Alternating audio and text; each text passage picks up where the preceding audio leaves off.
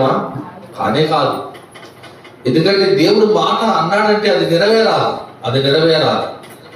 అది నెరవేర్చబడడానికి దేవుడు మాట అంటాడండి. ఆయన మాట ఇచ్చాడంటే ఆ మాట అనేది తప్పిపోవడానికి వీలు లేదు. అయితే దేవుని సన్నిధిలో ఉన్న మనము ఆయన మాట యందు విశ్వాసం ఉంచాలి. దేవుడు మాట ఇచ్చాడు. ఏమిచ్చాడు?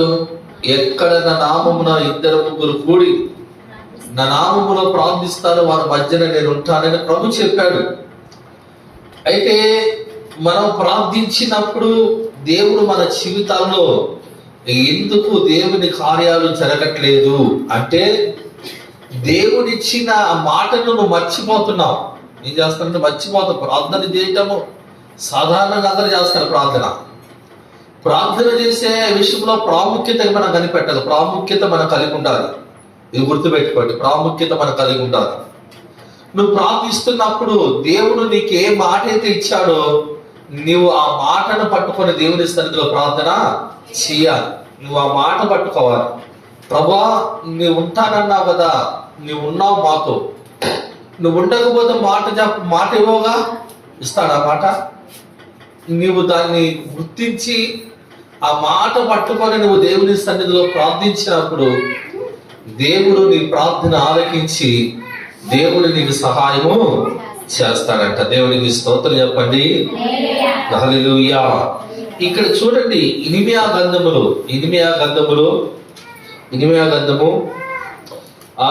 9వ అధ్యాయము 1వ వచనాన్ని మీరు ఒకరు చదవండి. నా జనులలో హతమైన వారిని ఊచి నేను దీవారాత్రము కన్నీరు విడిచినట్లు నా తల జలమయముగాను నా కన్ను కన్నీరు. దేవునికి స్తోత్రం చెప్పండి. హల్లెలూయా. ఈ కళ్ళు ఎలా ఉండాలంటున్నాడంటే ఆయన కన్నీటి ఓటగా. ఏముండాలంట? ఓట అంటే ఎలా? ఏంటి? నీళ్లు వేరు, ఓట వేరు. నీళ్ళైతే ఆ నీళ్లు మొత్తాన్ని మనం తీసేసామనుకో అంతటితో పోయింది. అయితే ఓట అయితే ఏం జరుగుతుంది? తీసేయకుంది ఇంకా చెప్పండి, ఓడుతా ఉంటాయి, వస్తా ఉంటాయి. ఇక్కడ ఇర్మీయా ప్రవక్త చెబుతున్న మాట ఏంటంటే, నా జనులు హతులైన వారిని గురించి అన్నాడు. ఈ రోజున దేవుని వాక్యం వింటున్న దేవుని బిడ్డలారా మనం గమనించినట్టయితే ఈ రోజు నీ కళ్ళల్లో కన్నీరు ఓటలాగా ఉంటుందా, లేకపోతే నీళ్లు లాగా ఉంటున్నాయా? నీళ్లు లాగా ఉంటే ఒకసారి కనిపిస్తాయి. అదే ఓటైతే ఎప్పుడు చూసిన కన్నీటి ప్రార్థన. ఏంటండి? ఎప్పుడు చూసిన కన్నీటి ప్రార్థన. దివారాత్రులు దేవుని సన్నిధిలో కన్నీరు. చెప్పండి, కన్నీరు కళ్ళమ్మటెక్కి నీళ్లు దేవుని సన్నిధిలో ప్రార్థన. ఇట్లా ఇర్మీయా ప్రార్థించాడండి. ఎందుకో తెలుసు? అనేక మంది నా జనులు అన్నాడు. ఇక్కడ ఇశ్రాయేలీయుల గురించి అక్కడ మన పైన కానీ మనం చదివినట్టయితే వాళ్ళు పాపపు సంబంధమైన కార్యాలు చేయడం ప్రారంభించారు కనుక ఆ పాపము నుండి వారు విడిపించబడాలంటే ఇక్కడ ఇర్మీయా ఏం చేయాలి? వాళ్ళ కొరకు కన్నీరు కార్చి ప్రార్థన చేయాలి. ఆ ప్రార్థన ఎలా చేయాలంటే ఆయన కళ్ళు ఎలా ఉన్నాయట? కన్నీరు ఓటలా. ఏమున్నాయండి? చెప్పండి, దేవునికి స్తోత్రం చెబుతారా? కన్నీటి ఓటలా ఉందంట. దేవుని వాక్యం వింటున్న మన జీవితాల్లో మన కుటుంబమే కావచ్చు అండి, మన పిల్లలే కావచ్చు, అలాగే మన బంధువులే కావచ్చు, మన స్నేహితులే కావచ్చు, గ్రామమే కావచ్చు, ఈ రోజున అనేక మంది నశించి నరకానికి వెళుతున్న ప్రజల కొరకు, నీ కుటుంబం కొరకు, నీవు కొరకు నీ కళ్ళు ఎలా ఉండాలంట? చెప్పండి, కళ్ళుల్లో నీళ్లు ఉన్న వాళ్ళ నిద్ర వస్తుందా? చెప్పండి, ఎలా ఉందంటే కళ్ళల్లో నీళ్లు ఓటలా ఉంటారు. అంటే వాళ్ళ కొరకు నువ్వు ఎలా ప్రార్థన చేయాలంట? కన్నీరు కారుస్తూ దీవారాత్రులు, ప్రభా వాళ్ళు మార్చండి, ప్రభా మీరు మార్చండి, మీరు ఎంతో మందిని మార్చారు, ఎంతో మందిని జీవితాల్లో గొప్ప కార్యం జరిగించావు, నా జీవితంలో నా కుటుంబంలో కూడా కార్యం చేయాలి, నువ్వు చేస్తానన్నావు, నువ్వెందుకు చేయవు ప్రభా, నువ్వు చెయ్యాలి అని ప్రభు సన్నిధిలో మనం ఆయన ప్రార్థన చేయడం ప్రారంభించాలి. దేవునికి స్తోత్రం చెప్పండి. హల్లెలూయా. కన్నీటి ప్రార్థన. ఏం ప్రార్థన అంట చెప్పండి? ఏం ప్రార్థన అండి? ఉపవాసం ఉండి దేవుని సన్నిధిలో కన్నీటి ప్రార్థన మనం చేయాలి. అంటే దేవుని యందు విశ్వాసం ఉండదు. ఏముండాలి మనకి? దేవునికి ప్రాధాన్యత ఇవ్వం, దేవునికి ఒక స్థానం ఇవ్వం మనం. మన వ్యక్తిగతమైన జీవితాల్లో కలిగే ప్రతి విషయానికి మనం గొప్ప స్థానాన్ని ఇస్తాం. ఏదైనా పని ఉందా, ఈరోజు మనకు ఉపవాసం ప్రార్థన చేయొద్దు. ఏదైనా మనకంటూ ఏదైనా ఉపయోగం ఉందా అంటే దాని కొరకు మనం ప్రయాసపడతాం. ఏదైనా ప్రయాణం ఉందంటే ఈ రోజే ఉపవాస ప్రార్థన కూడా విడిచిపెట్టి మన ప్రయాణానికి, ఫంక్షన్లకి, ప్రయాణానికి చెప్పండి, హాస్పిటల్ చుట్టూ, అలాగే ఊర్ల చుట్టూ ఈ విధంగా మనం కొంతమందిని తిరుగుతూ ఉంటారండి. పని చేస్తూ పని వలన బిజీగా ఉంటూ ఎలా ఉంటారంటే బిజీగా ఉంటూ ఈ విధంగా దేవునికి ప్రాధాన్యత ఇవ్వట్లేదు కనుక మన జీవితాలు అలాగే ఉంటుంది. దేవుడు వాటిని ఆశీర్వాదకరంగా నడిపించట్లా. దేవునికి స్తోత్రం. మన ఆలోచన ఎటువంటి ఆలోచన చెప్పండి? మన ఆలోచన అంతా కూడా ఎలా ఉంటుందంటే ఇది అంతా కూడా శరీర సంబంధమేనా చెప్పండి? ఏ సంబంధమైన ఆలోచన? మీకు అర్థమైనట్టు మాట చెబుతారండి బాగా. ఇశ్రాయేలీయులు కానాను దేశాన్ని చూడటానికి మోసే 12 మందిని పంపించి 12 గోత్రాలు పోయారు. వాళ్ళలో కొంతమందిని 10 గోత్రాలను చూసి వచ్చి ఏం చెప్పారంటండి, ఆ దేశము మన వల్ల కాంతిది, దాన్ని జయించలేము. అక్కడ మనుషులను చూస్తే మా వాటికి మేమే వాళ్ళకి మిడతలాగా కనిపిస్తున్నాం. వాళ్ళు మమ్మలను, మా పిల్లలను అందరినీ చంపేస్తారు. బాబు మేము తిరిగి మరలా అభివృద్ధిగా ప్రయాణము చేస్తామన్నారు. బాగా వినండి. వీళ్ళ కంటికి ఎలా కనిపించింది? అక్కడున్న పరిస్థితులు ఇబ్బందికరంగా ఉన్నాయి. బాగా వినండి. ఎలా ఉన్నాయి? ఇబ్బందికరంగా. వీళ్ళు వాళ్ళు జయించలేమని వాళ్ళకి అర్థమైంది. ఎందుకంటే శరీర సంబంధమైన ఆలోచన ఇది. బాగా వినండి. ఏ సంబంధమైన ఆలోచన? ఇది శరీర సంబంధమైన ఆలోచన. మేము చేయలేము, మేము జయించలేము, మా వల్ల కాదు, మేము తిరిగి మరలా వెళ్ళిపోయి బానిసలుగానే ఉంటామంటున్నారు. కానీ యెహోషువ ఏం చూశారు? వాళ్ళు విశ్వాసముతో దాన్ని చూసి అంటున్నారు, నిశ్చయముగా ఆ దేశం మంది, ప్రభు వాగ్దానం చేసింది, అది మా కోసం, మాది, అది నిశ్చయముగా మనం దాన్ని స్వతంత్రించుకుంటాం. ఆ దేశం మంది, అది పాలు తేనెలు ప్రవహించే దేశము, అది చాలా సంపద కలిగిన దేశం, అది దేవుడు మనకి ఇచ్చిన మంది, దాన్ని మనం స్వతంత్రించుకున్న పాండి అన్నాడండి. దేవుడికి స్తోత్రం చెప్పండి. వీళ్ళు ఏం చూస్తున్నారు? నువ్వేం చూస్తున్నావు? మీరేం చూస్తున్నారు చెప్పండి? మీరేం చూస్తున్నారు? మీ కళ్ళకి ఏం కనిపిస్తుంది? మన కళ్ళకి ఇక్కడున్న పరిస్థితుల్లో కనిపిస్తుంది, బాధలే కనిపిస్తున్నాయి, కష్టాలే కనిపిస్తున్నాయి, ఈ రోగాలే కనిపిస్తున్నాయి, ఈ వ్యాధులే కనిపిస్తున్నాయి, ఆర్థికమైన సమస్యలే కనిపిస్తున్నాయి. కనుక ఇవన్నిటినీ నువ్వు చూసినప్పుడు నీకు ఎలా కనిపిస్తుందంటే, నా జీవితం ఇంతే, నేను మారనే నా జీవితం ఇంతే, నా కుటుంబం బాగుపడదు, నేను బ్రతికినంత కాలం ఇలాగే బ్రతుకుతాను, ఇలాగే. ఏమంటున్నావు నీవే నిన్ను ఊహించుకొని చివరికి నీకు రావాల్సిన ఆశీర్వాదాన్ని నీవే చెప్పండి, నీవే కోల్పోతున్నా. నువ్వు ఆలోచిస్తున్న ఆలోచన ఎట్లాగంటే నేను ఇలాగే కాదండి. నువ్వు ఎప్పుడు కూడా ఆలోచన అనేది నీలో ఉండకూడదు. ఎందుకంటే దేవుడు ఆశ్చర్యకరుడు, ఆలోచనకర్త, సమాధానకర్త అయిన దేవుడు, నిత్యకుడు తండ్రి. ఆయన బలవంతుడైన దేవుడుగా ఈ లోకానికి వచ్చింది. నీ కష్టాల్లో నువ్వు బ్రతకడానికి కాదు, నీ వ్యాధులతో నువ్వు బాధపడటానికి కాదు, నీ పరిస్థితులు అలాగే ఉండటానికి కాదు. నీ జీవితంలో ఒక ఆశీర్వాదకరమైన ఆ మార్గంలో నువ్వు నడిపించబడాలి. అయితే నీ కళ్ళ ముందు కనిపించే వాటిని చూసి నువ్వు బలహీనమైపోవద్దు. అందుకని ప్రభు అంటాడండి, లోకములో ఉన్నవాడు కంటే మీలో ఉన్నవాడు. మీ కనిపించే దాన్ని చూసి మీరు భయపడొద్దు. మిమ్మల్ని పిలిచిన దేవుడు గొప్పవాడు. గమనించండి, మీ కళ్ళ ముందు కనిపించే వాటి వైపు చూడొద్దు. వాటిని చూసి మీరు కుంగిపోవద్దు, బాధపడవద్దు. వాటిని చూసి మీ నోరు వాటి వైపు మాట్లాడవద్దండి. ఎందుకంటే వాళ్ళు అవిశ్వాస సంబంధమైన మాటలు మాట్లాడారు కనుక వాళ్ళు పాలు తేనెలు ప్రవహించే దేశంలోనికి అడుగు పెట్టలేక చెప్పండి, పెట్టారా? చూశారా? వెళ్ళారా లోపలికి అంటే పెట్టలేకపోయారు. ఎందుకంటే ప్రభు చెప్పాడు, వారు అవిశ్వాసమును బట్టి వారు చేరాల్సిన గమ్యానికి చేరలేదంట. ప్రభు చెప్పాడు, వాళ్ళు అవిశ్వాసము. ఎంతకాలం ప్రభు నమ్ముకున్న అవిశ్వాసమేనా? విశ్వాసం లేదా? ఎన్ని కష్టాలు వచ్చినా, ఎన్ని బాధలు వచ్చినా నువ్వు వాటికి రాజీపడి నువ్వు బ్రతుకుతున్నావు. దేవుడు బిడ్డవై ఉండి కూడా నువ్వు వాటిని ఎదిరించి జయించలేవా? నీ వల్ల కాదా అంటే నీ బలహీనతే నీ వల్ల కాదని చెబుతుందండి. ఏం చెబుతుంది? నీ బలహీనతే ఆ సమస్యలు ఎదుర్కోవడానికి నీ వల్ల కాదంటుంది కనుక నీవు ఆ సమస్యలకు బలహీనురాలువై నువ్వు ఆ కష్టాలే, ఆ గొడవలు, ఆ కొట్లాట్లు, ఆ పోట్లాట్లు, ఆ విధమైన ఆర్థికమైన సమస్యలు, ఆ కుటుంబంలో ఏడుపులు, బాధలు, ఇబ్బందులు, ఇక వాటి వైపే నువ్వు బేస్ అయ్యావు.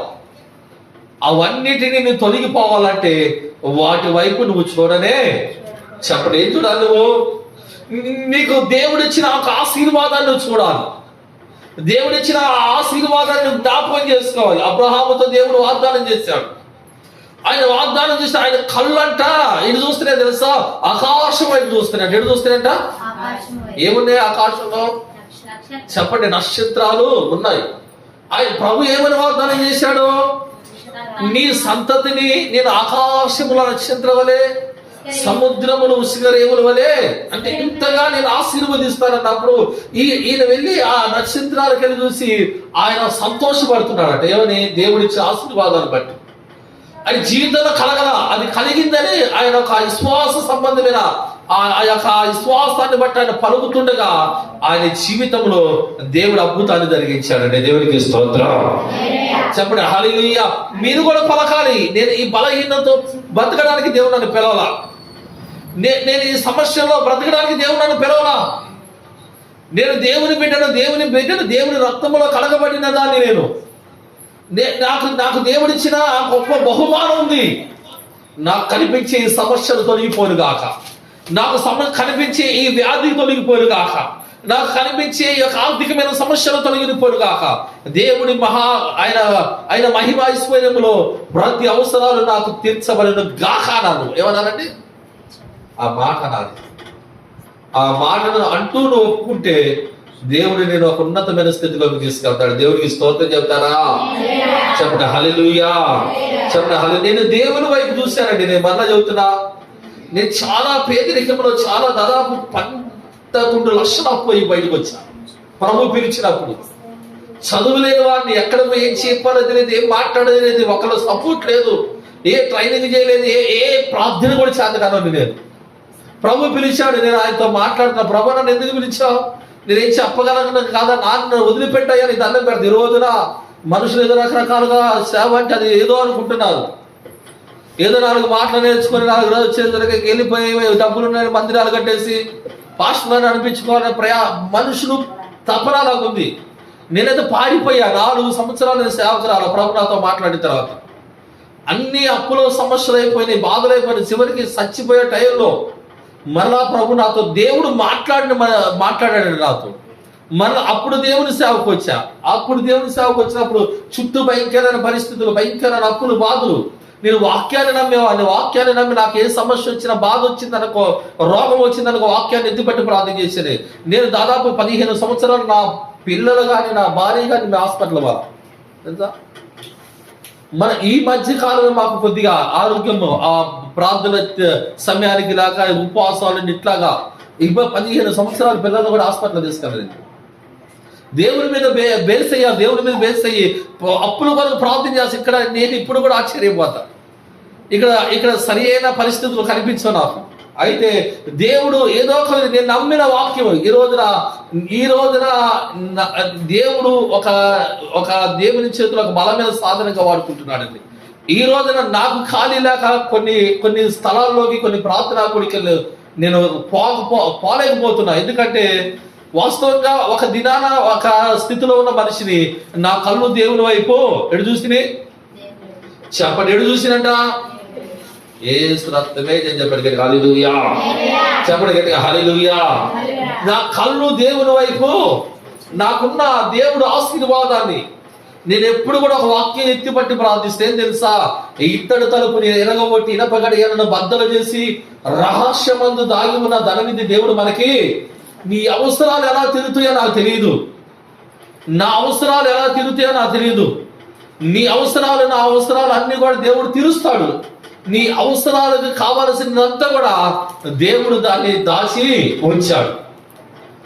నీవు వాటిని తీసుకోలేకపోతున్నావు. దాన్ని తీసుకోలేకపోతున్నావు కనుక ఆర్థికమైన సమస్యలు ఉన్నాయి. వాటిని తీసుకోలేకపోతున్నావు కనుక ఇబ్బందులు కలిగి ఉంటున్నావు. వాటిని తీసుకోవటానికి నీవేం చేయాలంటే ఆ వాగ్దానాలను జ్ఞాపకం పెట్టుకొని దేవునికి సన్నిధిలో నీవు ఎదగటం నేర్చుకోవాలి. దేవునికి స్తోత్రం చెప్పండి, చెప్పండి గట్టిగా హల్లెలూయా. నేను ఎప్పటికీ దేవునికి భయపడతానండి, నేను ఎప్పుడు కూడా దేవునికి భయపడతాను. అందుకని దేవుడు మమ్మల్ని ఈ స్థితిలో వచ్చాడు. ఈ సమయంలో కూడా ఇప్పుడు ఇక్కడ ఉండాల్సిన కాదు, మీరేనా లేటుగా చాలా మందిని ప్రార్థనకి రాలా. ఇప్పుడు ఆల్రెడీ నేను ఎక్కడ మంగళగిరిలో ఉండాలి, ఎక్కడ పార్టీ చంద్రబాబు నాయుడు ఆఫీస్లో, అక్కడ సెమీ క్రిస్మస్ లో అక్కడికి రావడానికి నాకు కూడా ఆ కారు పెట్టేస్తాం. మేము ఇక్కడ ఉన్న రెడీగా మీరు రాకండి.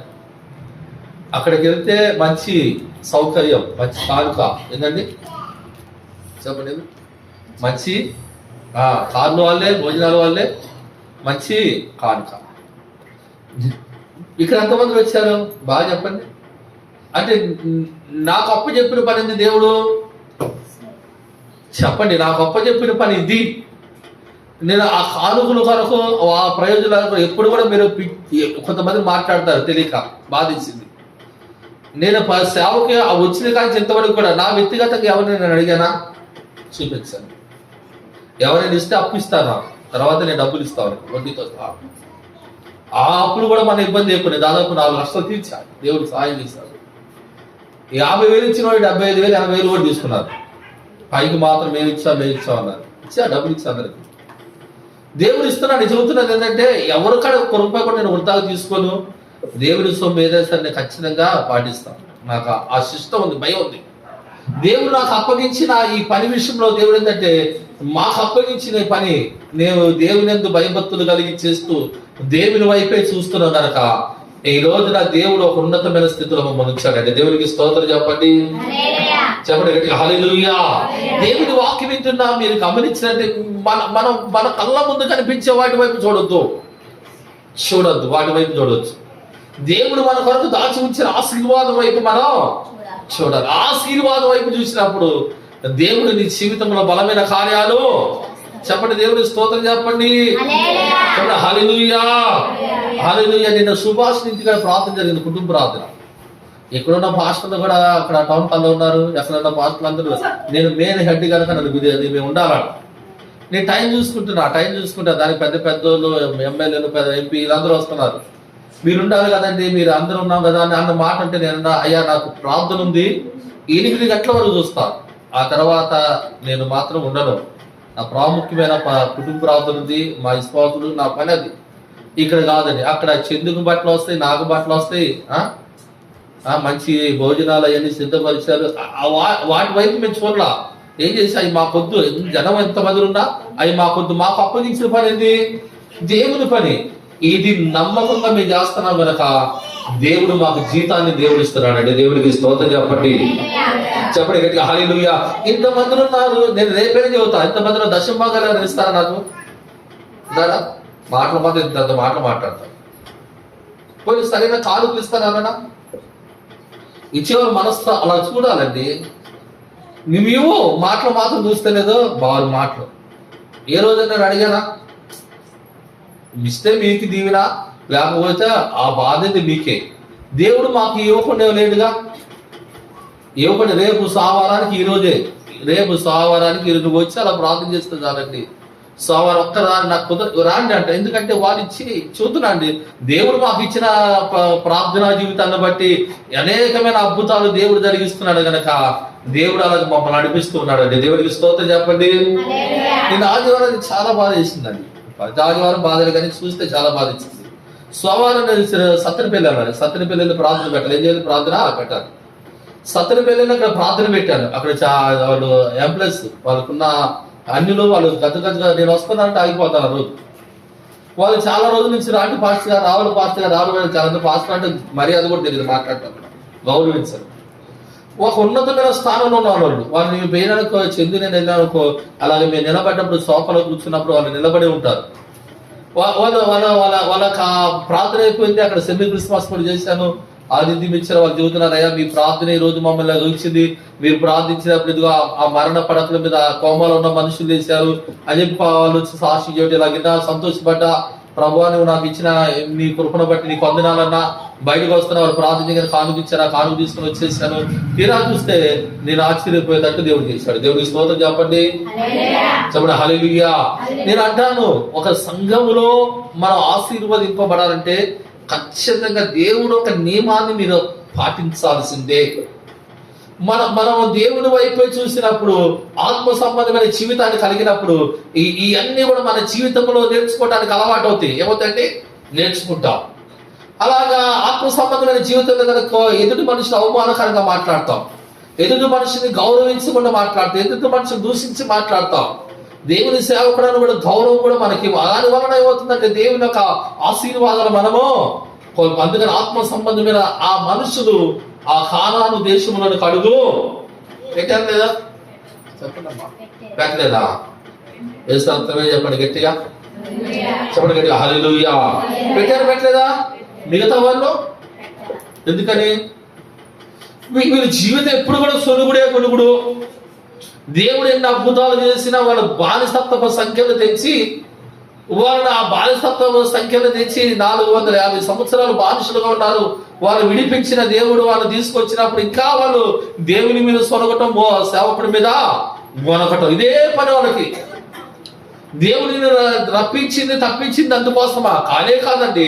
దేవుడిని నీ పట్ల ఒక ప్రణాళిక కలిగి ఉన్నాడు గనక, దేవుడిని నీ కుటుంబం పట్ల ఒక ప్రణాళిక కలిగి ఉన్నాడు గనక, ఆయన చిత్తము నీ జీవితంలో నెరవేర్చేంత వరకు నువ్వు ఓపిక కలిగి ఉండాలి. ఏం కలిగి ఉండాలి? ఓపిక కలిగి ఉండాలి. నిన్ను పిలిచిన దేవుడు నమ్మదగిన వాడు గనక నీకు దేవుడు ఏ మాత్రం కూడా అన్యాయం చేసే దేవుడు కానే. నీకు దేవుడు అన్యాయం నీవే అన్యాయంగా మాట్లాడొద్దు, నీవే అన్యాయంగా నడవద్దు, అన్యాయంగా దౌర్జన్యంగా.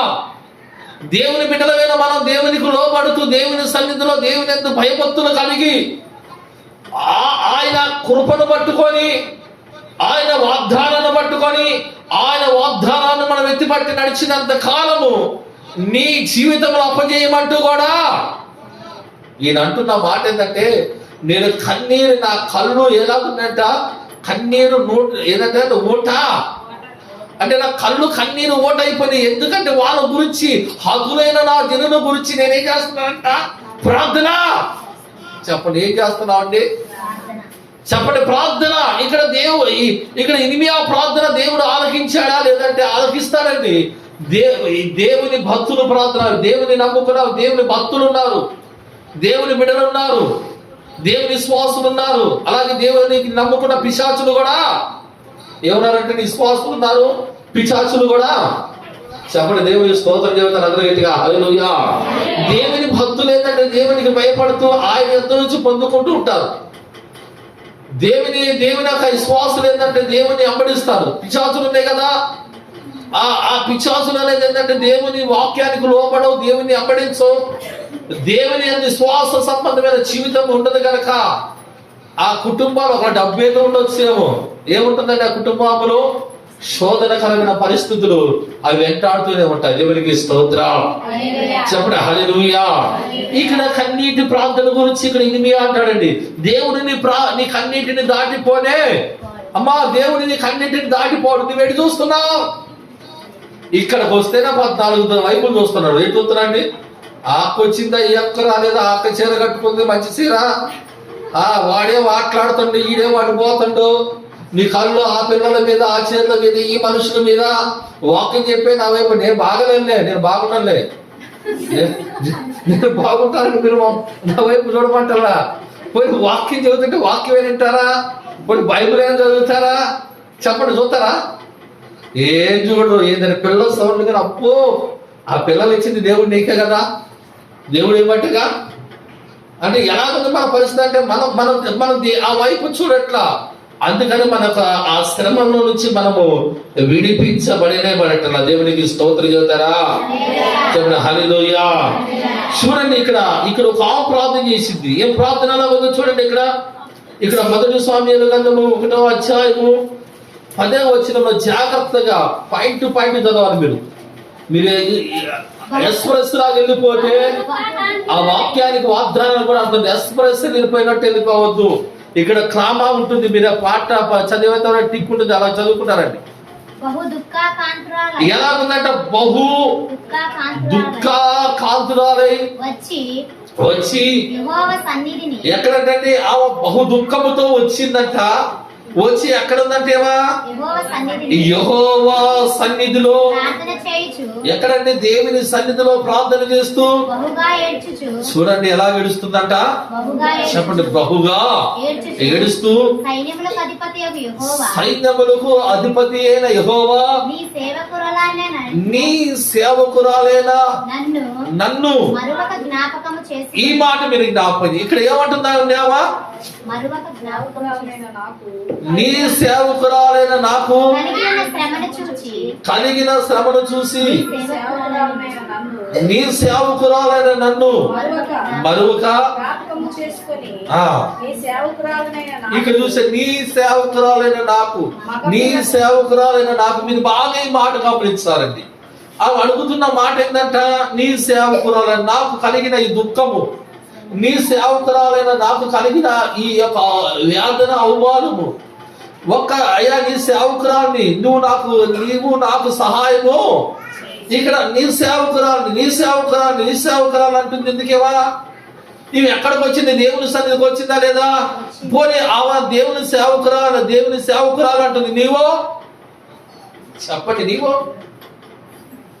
ఆమె కలిగిన దుఃఖం గురించి, ఆమె కలిగిన శ్రమను గురించి, ఆమె కలుగుతున్న అవమానాల గురించి, ఆమె కలిగిన నిందలను గురించి ఆమె బహుగా కన్నీరు విడుస్తూ నీ సేవకులైన నాకు కలిగిన మనోదుఃఖము, నీ సేవకులైన నాకు కలిగిన ఈ శ్రమలు, నీ సేవకులైన నాకు కలిగిన ఇబ్బంది అని వీటిని గురించి ఏం చేస్తుందంటే దేవుని సన్నిధిలో ఏం చేస్తుందంట? ఆమె నీ సేవకురాలైన నేనంది. ఇక్కడ నీవేమనాలి? నీ బిడ్డనైనా నేను. ఎవరంట? చెప్పండి అమ్మా, మీరు అనండి. నీ బిడ్డనైనా నాకు కలిగిన శ్రమ జ్ఞాపకము. ఇప్పుడు ఎవరంటే దేవుని ఏం కావాలి?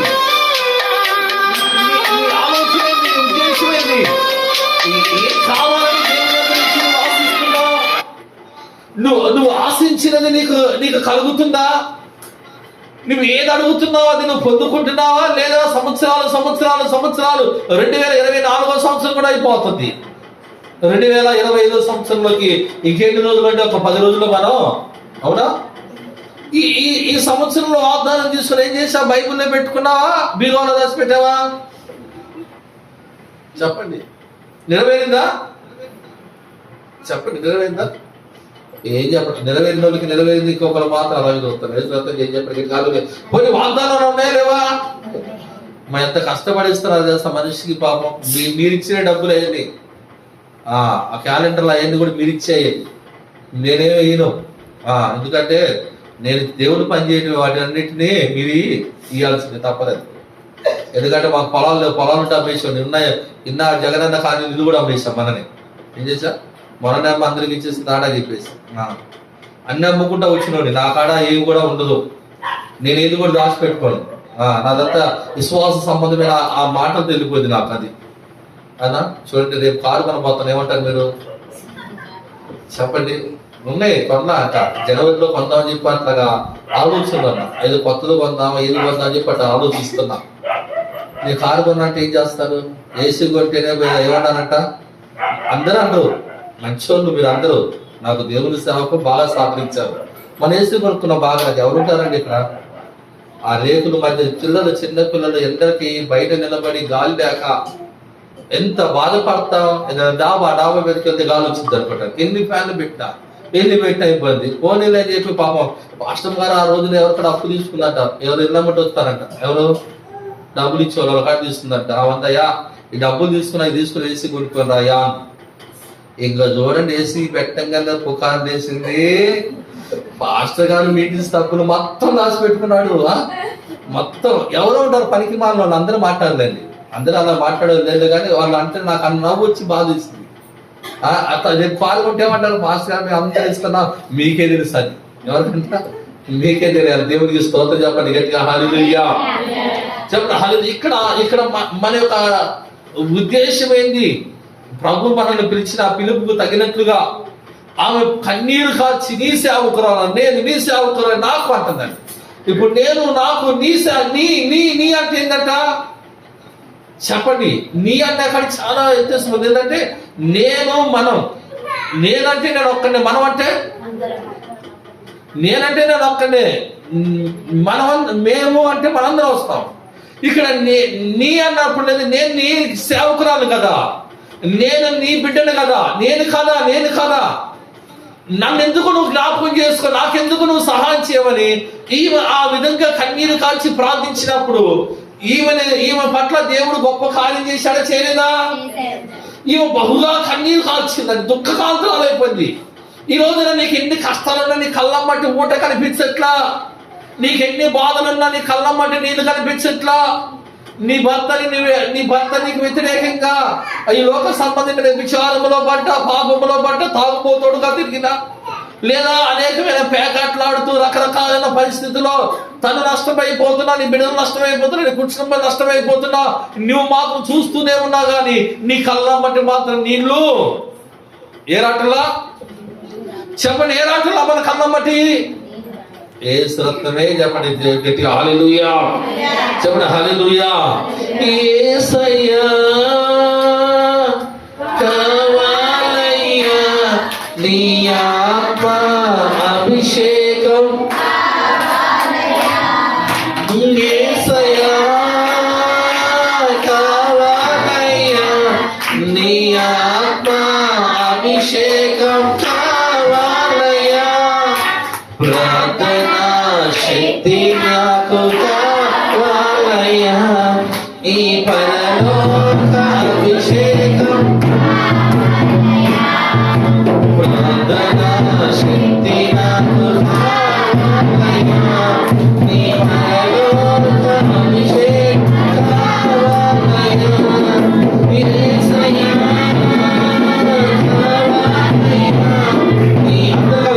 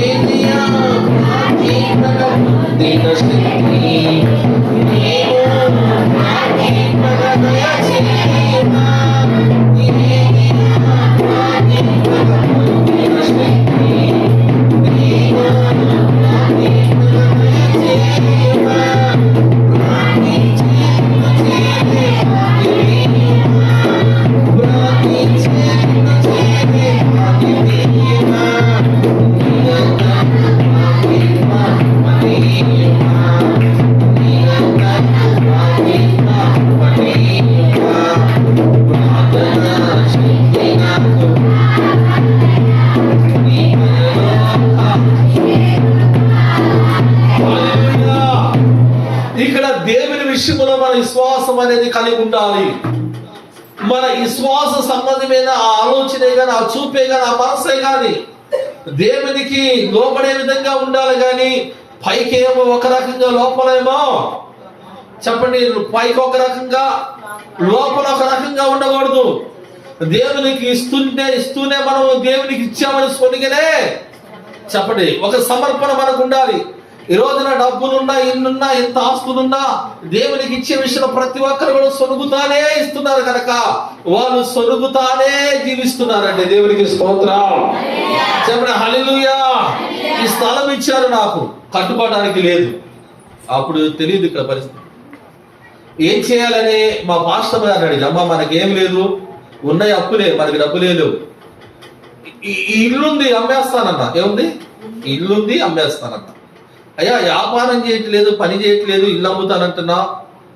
సరే ఆ డబ్బులు తీసుకెళ్ళి మరి మందిరానికి ఖర్చు పెడతానంటున్నావు.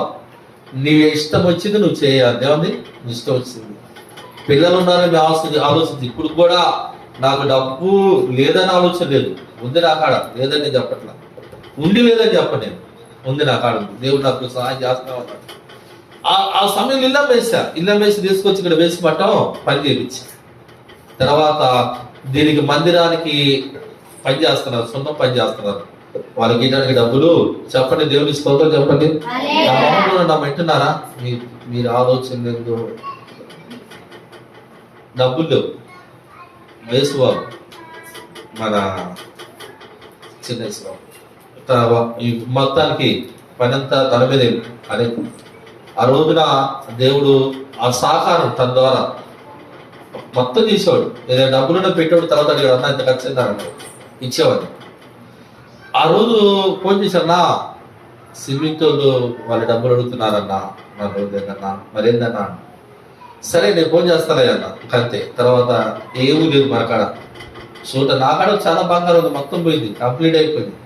గురించి ఉంగరాలు చేతులకి పాస్టర్ గారి పిల్లలకి అన్నీ ఉండే, మొత్తం పోయింది. ఏం చేశానంటే, అమ్మా ఆ ఫ్రిడ్జ్ ఉంది కదా, ఏమన్నా ఫ్రిడ్జ్ ఉంది కదా, ఇప్పుడు కూడా మా తమ్ముడు ఫ్రిడ్జ్ ఉంది కదా, దాన్ని అమ్ముతాను కూలోళ్ళకి ఇవ్వాలి అన్న. ఏమన్నా తెలుసామా? తీసుకెళ్ళి ముందు అమ్మాయి అన్న. ఏమన్నా? ఇప్పుడు మిమ్మల్ని కానుకడిగితే ఏమంటారు? మా ఆయన్ని అడిగిస్తారు. అడుగుతారు 1000 రూపాయలు మాట 500 ఇచ్చేవాళ్ళు 40 తగదంటున్నారు. ఏదంట? మీకు డబ్బులు లేవా? ఎందుకు ఇట్లా? ఏమి నేను అడిగితే మీరు బాధపడతారు. మరి అడిగేదా కూడా మీరు ఎవరు ఇస్తారా? సమర్పణ లేని మనిషి. ఏదండి? 1000 రూపాయలు నలుగురు సంపాదనలు 1000 రూపాయలు ఏంటంటే 500. మీరు నాకు ఇచ్చే డబ్బులు ఏందో తెలుస్తా? ఒక్క బట్టలకు ఇస్తారు. నాకు ఎందుకు ఇస్తారు?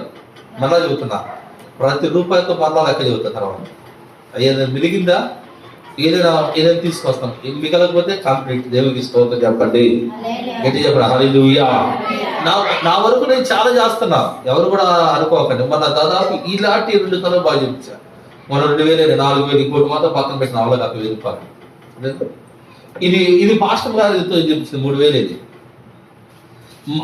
మా వంతు సహకారం మేము తీసుకోవటం కాదు, మేము ఇచ్చే మనసులో, తీసుకున్న మనసులో కాదు. ఎప్పుడు కూడా ఈ దృష్టి మానుకోండి. ఎప్పుడు కూడా దానియేలు పాస్టర్ గారు డబ్బుకు లొంగే మనిషి కాదు, డబ్బును ఆశించే మనిషి కాదు. అలాగనుకుంటే బోర్డు మారిపోయాయి తెలుసా.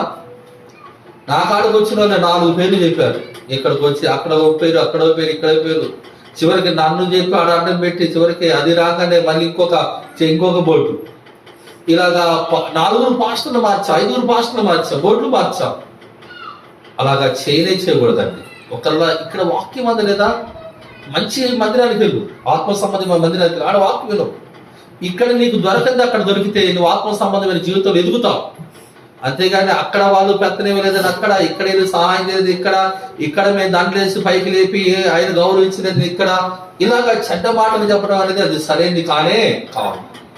నేను వాళ్ళ దేవుడికి అప్పు చెబుతాను. ఎందుకంటే పరిస్థితులు నాకు తెలుస్తూ చాలా మంది ఇదన్నా అంటారు, సరేలయ్యా పర్వాలేదు అంటారు. ఎందుకంటే ఇంతగా నన్ను మోసం చేసి అందరిని మోసం చేసి ఏం చేయగలుగుతావు సేవ? నాకు బలిపీఠ మీద చెబుతున్నా అండి. ఈ రోజున 6 మందిరాలు, పెద్ద మందిరాలు కట్టినోడు అడ్రస్ లేకుండా పోయాడు తెలుసా. మొత్తం చేశాడు అసలు పెద్ద. నన్ను ఏమన్నాడు తెలుసా? నువ్వు వచ్చేసే, నేను పాస్టర్ గారికి నీకు బండి ఇప్పిస్తాను, 2 మందిరాలు ఇప్పిస్తాను అన్నాడు. నేనేమన్నా తెలుసా? అసలు సేవ చేయాలని ఆలోచన లేదండి. దేవుడు పిలిస్తే వస్తా అన్నా. లేదు, నీకు ఒక టాలెంట్ ఉంది, నువ్వంటే చాలా మందిని ఇష్టపడతారు, నీవు కానీ వస్తే నేను నీకు ఎంత కావాలంటే అంత ఇస్తానన్నా, ఏం చేస్తానన్నా అన్నాను. నీకు ఇలాగా సపోర్ట్ చేస్తానన్నాడు. నేను అన్నాను, ఇప్పుడు కూడా జీవరత్న గారిని విడిచిపెట్టిన బయటికి రాను. ఎప్పుడు కూడా ఆయన విడిచిపెట్టిన రాను. మళ్ళా చెప్తున్నా, పాస్టర్ గారు నాకే సంతాలు ఇవ్వడం, లేకపోతే ఏదో జీతాలు కూడా ఇవ్వడం, వెళ్ళిపోతుంది. అందరూ చూస్తారు, ఎవరు కూడా నాకేమి ఇవ్వరు. నేను ఆ దైవ సేవకుడు మీద ఉన్న అభిషేకాన్ని గుర్తు పెట్టుకున్నాను. ఆయన మీద ఉన్న అభిషేకం నా మీద ఉంటే చాలని అనుకున్నాను. అదే మందిరము బేతేలు ప్రార్థన మందిరము. భక్తులు అన్నమాట ఒంగోలులో ఉన్నారు. ఆ బేతేలు ప్రార్థనా మందిరంలో ఒక పేరు మాకు పెట్టండి, నెలకు వచ్చేసి మీకు 20,000 నేను ఇస్తాను, మీకు మందిరం కూడా కొన్ని కట్టిస్తాను, కావాలంటే మీకు సపోర్ట్ చేస్తాను అన్నాడు. ఆ పేరు అంతా ఉంటుంది ఎప్పుడు దాకా, నేను ఉన్నంత వరకు. తర్వాత ఇంకా ఈ పిల్లలు ఏమైనా దేవుడు చెప్తే ఎవరున్నా సరే ఇక ఆ బేతేలు ప్రార్థనా మందిరం పేరు మాట్లాడికి వీళ్ళు అలాగే నమ్మకుండా మనకి ఈ రోజున దేవుడు మమ్మల్ని దేవుని పని కొరకు ఎక్కడే నమ్మకంగా దేవుని పని కొరకు ఉంటే దేవుడు గొప్ప కార్యాలు చేస్తారంటే దేవుడి స్తోత్రం చెబుతారా. ఏ డబ్బు లేకుండా జరుగుతున్న సేవ, విశ్వాసం మీద జరుగుతున్న సేవ. ఏ డబ్బు నేను ఎవరికి తాటలు పెట్టలా, ఎవరికి ఆటలు పెట్టలే, ఎప్పుడు కూడా పెట్టలే. ఇక్కడ మన మీటింగ్లు జరిగిన చాలా మందిని పెడతాను. నేనంటే అసలు అవసరమే లేదు, ప్రార్థన వల్లే ప్రజలు వస్తానే ఉంటారు. దేవునికి స్తోత్రం చెబుతారా. దేవుని వాక్యం మనకు ఒక సమర్పణ లేకపోతే దేవుని యొక్క కార్యాలు మనం చూడలేము. మనకు ఒక సమర్పణ లేకపోతే దేవుని చిత్తాన్ని మనం చూడలేమండి. నీలో ఉన్న సమర్పణ బట్టి దేవుడు ఏం చేస్తాడు చెప్పండి. నీ జీవితంలో కార్యం నీ మంచి మనసును బట్టి.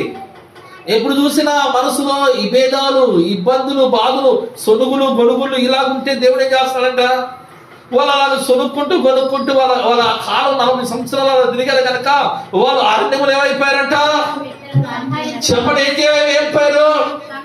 పిట్టలు రాలిపోయినట్టు రాలిపోయారంట. దేవునికి స్తోత్రం చెబుతారా చెప్పండి. హల్లెలూయా. దేవుని సేవకుడుగా నేను చెబుతున్న ఈ మాట మీ దృష్టి మారాలి. ఏం మారాలి? మన దృష్టి మారాలి. నువ్వు నీ జీవితంలో ఏం కలగలేదు వాటి వైపు చూడు. ఇంకా మనం 10 రోజులు ఉంటాయి. ఒకసారి తీస్తావు బయటికి, ఉందా లేదా? ఇక్కడ లేదా? కొంచెం ఉందా? పడేసారా? చెప్పండి. ఉందా? పడేసారా? చెప్పండి గట్టిగా. హల్లెలూయా. మనకు వచ్చే వాగ్దానం కూడా బాగుంటుంది. మీరు చూడండి, రేపు వచ్చేది కూడా బాగుంటుంది. ఎందుకంటే అది మీరు ఈ సంవత్సరం దేవుడు మీకు ఏ వాగ్దానం చేశాడు? ఏం చెప్పండి? నెరవేరిందా? ఇక 10 రోజులు ఉన్నాయండి. దేవుడు కార్యాలు ఎలాగంటే తృప్తిలో దేవుడు అద్భుతాలు సెకండ్లో చాలు. ఈ సంవత్సరం అంతా నీ జీవితంలో జరిగిన కార్యము ఈ రోజున ఒక్క సెకండ్లో దేవుడు చేయగలిగినా నువ్వు నమ్మట్లా దేవుని వైపు నువ్వు చూడట్లేదు కనుక ఈ సంవత్సరం కూడా నువ్వు అనుకున్నది నెరవేరలా. దేవునికి స్తోత్రం. ఆ వాగ్దానం చూసి నువ్వు నమ్మటమే, ఆ వాగ్దానం చూసి నువ్వు ఆలోచించడమే.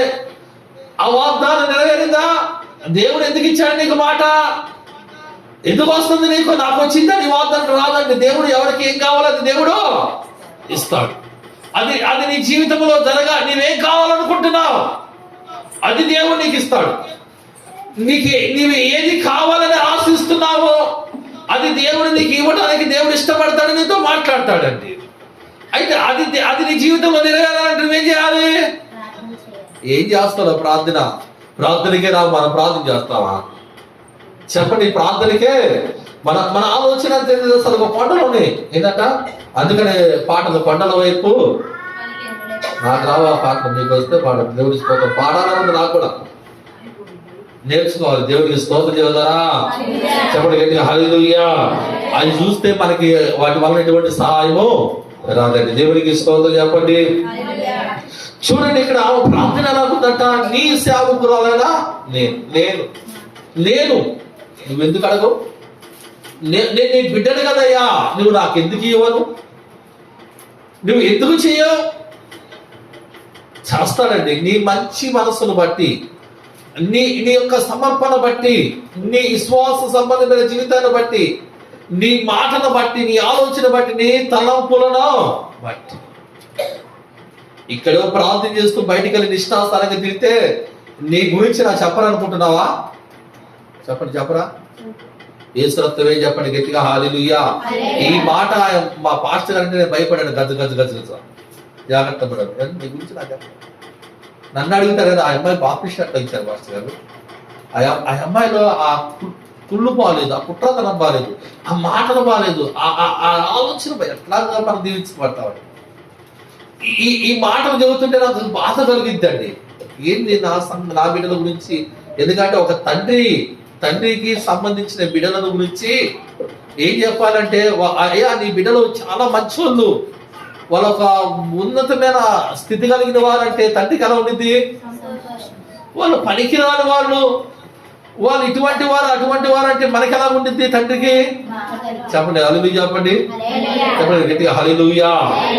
ఎందుకంటే దేవుని సేవకుడుగా నేను ఏదంటే ఇక్కడ పెద్దోళ్ళు కావచ్చు, చిన్న ఎవరైనా సరే, మీరు వ్యక్తిగతంగా నేను మీకు ఆత్మీయతమైన తండ్రిని కనుక మీ యొక్క సాక్ష్యం కూడా ఎలా ఉండాలంటే దేవుని సంతోషపెట్టే విధంగా చెప్పడం ఉంటుందా అంటే ఉండాలి. అటువంటి పరిస్థితుల్లోకి నీ రావాలంటే నీ కళ్ళు ఎలా ఉండాలంట? ఏ ఊటలాగా ఉండాలి చెప్పండి. చాలా మంది ఉంటారండి, అప్పుడు కష్టం వచ్చినప్పుడు ఇక్కడికి వచ్చి దొల్లాడి ఏడుస్తారు, తర్వాత ఏం కనిపించిందా? ఏ స్తోత్రమే చెప్పండి గట్టిగా, హల్లెలూయా చెప్పండి, హల్లెలూయా. చూడండి మరొక వాక్యం చూద్దాం ఇక్కడ,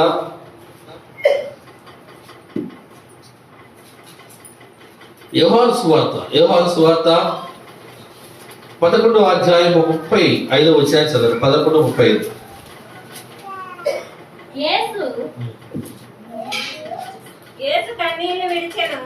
యేసు కన్నీళ్లు విడిచెను కాబట్టి యూదులు అతన్ని ఎలాగా ప్రేమించెను చూడును అని చెప్పుకొనిది. దేవునికి స్తోత్రం చెప్పండి, హల్లెలూయా. ఎవరి కొరకు కన్నీరు కార్చాడంట? లాజరు చనిపోయాడని అక్కడికి వచ్చి లాజరు గురించి ఏం చేశాడంటే యేసు ప్రభువు కన్నీరు విడిచాడంట. దేవునికి స్తోత్రం చదువుతారా? యూదులు అంటున్నారు, చూడండి ఎంతగా ప్రేమించాడు ఆయన అంటే చూడండి, లాజరు అంటే చూడండి ఎంత ప్రేమ ఆయనకి. ఆయన ఎంతగా ప్రేమించాడే గనక లాజరు కొరకు కన్నీళ్లు విడిచాడు అన్నాడు. దేవునికి స్తోత్రం చెబుతారా? లాజరు కొరకు కన్నీరే కార్చాడు ప్రభు. నీ కొరకు నా కొరకు దేవుడు ఏం కార్చాడండి చెప్పండి? ఇది ఇంకా గొప్ప త్యాగం కదా. అక్కడ కన్నీరే విడిచాడు, ఇక్కడ ప్రభు ఏం చేశాడు? నీ కొరకు నా కొరకు రక్తాన్ని కార్చాడు. లాజరు చనిపోయినప్పుడు లాజరు కొరకు కన్నీరు కార్చాడు, కన్నీరు విడిచాడు ప్రభు.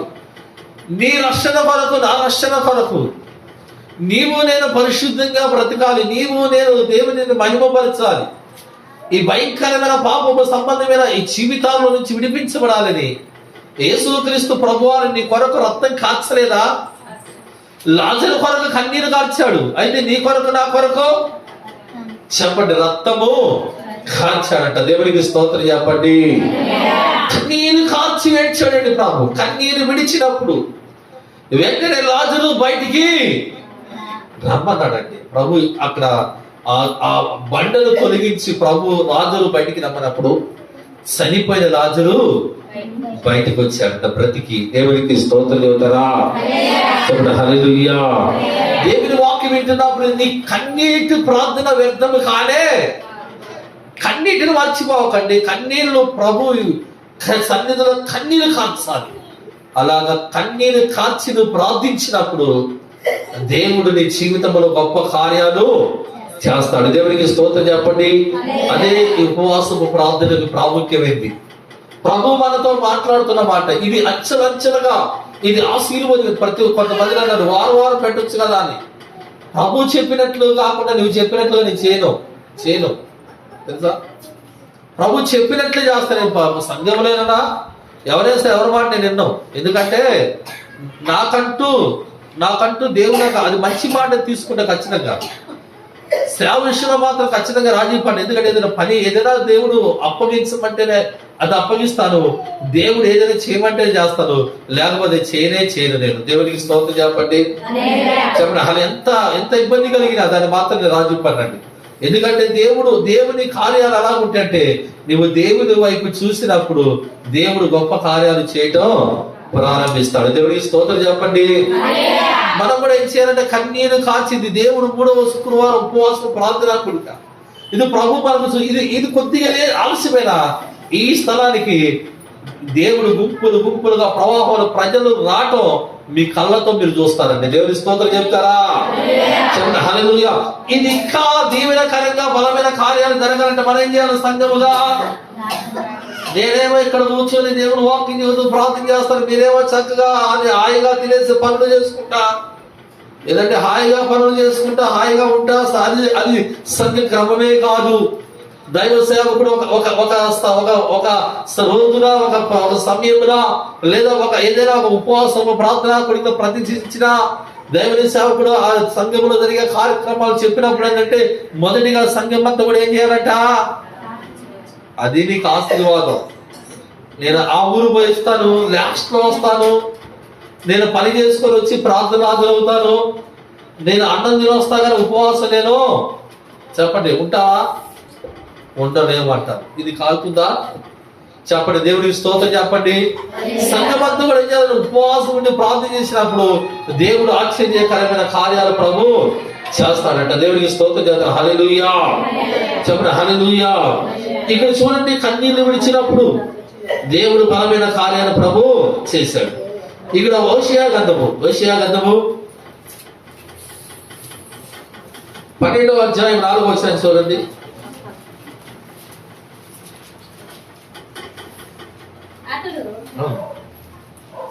అతడు దూతలతో పోరాడి జయమునొందెను. అతడు కన్నీరు విడిచి అతడు బతిమలాడెను. బేతేలులో ఆయన అతనికి ప్రత్యక్షము ఆయను.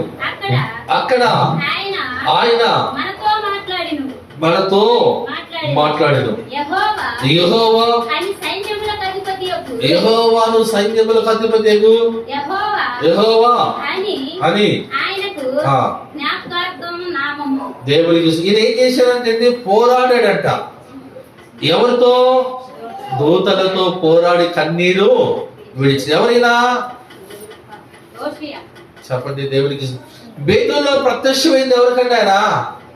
ఇక్కడ ఎవరి గురించి రాయబడింది? బేతేలులో ఎవరికి ప్రత్యక్షమయ్యాడు ఆయన? యాకోబుకు ప్రత్యక్షమయ్యాడు. అక్కడ ప్రత్యక్షమైన దేవుడు, అక్కడ తనతో మాట్లాడిన దేవుడు, అక్కడ దేవుడు కార్యాలు చేసి అది ఎక్కడ జ్ఞాపకం చేసుకున్నాడు? హోషేయ జ్ఞాపకం చేసుకుంటాడు. అది ఒకప్పుడు ఆ కార్యం జరిగింది కదా, దేవుడు ఇలా చేశాడు కదా, అదే దేవుడు ఇప్పుడు కూడా అలాగే కార్యాలు ఇప్పుడు కూడా చెయ్యాలి. అప్పుడు దేవుడు మాట్లాడి తనతో అంటే ఏం చేశాడు? పోరాడాడు కన్నీరు విడిచి. ఇప్పుడు మనం ఏం చేయాలి? యాకోబుతో దేవుడు మాట్లాడాడుగా. యాకోబు మొగసిరి గలవాడే ప్రార్థన చేశాడా లేదా? పోరాడాడు లేడా? అమ్మా లేదా? దేవుడు యాకోబుతో ప్రత్యక్షమై మాట్లాడా? తనకు బేతేలులో కనిపించిన దేవుడు మరలా ప్రత్యక్షమయ్యాడా లేదా? ఆ బేతేలులో కనిపించిన దేవుడు మరలా ప్రత్యక్షమయ్యాడు. ఎన్ని సంవత్సరాలు పట్టింది? దాదాపు 20 సంవత్సరాలు. ఆ దేవుడు ప్రత్యక్షమయ్యాడు గనక ఇదిగో ఆయన వాగ్దానం చేసిన దేవుడు మర్చిపోయాడు. నేను ప్రత్యక్షమై మాట్లాడు అప్పుడు కనపడిన దేవుడు మరలా యాకోబుతో మరలా కనిపించాడంటండి. ఎప్పుడు తెలుసా? ఆయన కన్నీరు. చెప్పండి, దేవుడికి స్తోత్రం చెప్పండి. చెప్పండి హల్లెలూయా. ఈ 20 సంవత్సరాలు ఎలా ఉంది యాకోబు పరిస్థితి అంటే, ఆయన మోసం పోయాడు, మోసాలు జరుగుతుంది, ఆయన భార్యలు పిల్లలు ఇలాగే ఇంకా దేవుడు ఆయన కనిపించి తను చెప్పిన వాగ్దానాన్ని మర్చిపోయాడు. చివరికి ఆ వాగ్దానం నెరవేరేంత వరకు కూడా దేవుడు తనతో ఎప్పుడైతే దేవుడు తనతో మాట్లాడాడో ఆ దేవుడు తనకు ప్రత్యక్షమై వాగ్దానం చేసిన ఆ వాగ్దానాన్ని దేవుడు నెరవేర్చాడంట. దేవుడికి స్తోత్రం.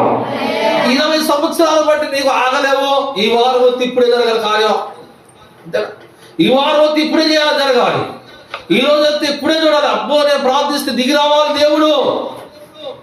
వాళ్ళు ప్రార్థిస్తే దిగిరా. అప్పుడే నువ్వు ప్రార్థిస్తే వెంటనే దిగి వచ్చి నీ సమాధానం ఇస్తాడా? చాలా మంది ప్రార్థన ఎలా ఉంది? నేను చేశానండి రాలేదే. చెప్పండి, దేవునికి స్తోత్రం చెప్పండి. చెప్పండి హల్లెలూయా. నేను చేశానండి కాలేదే.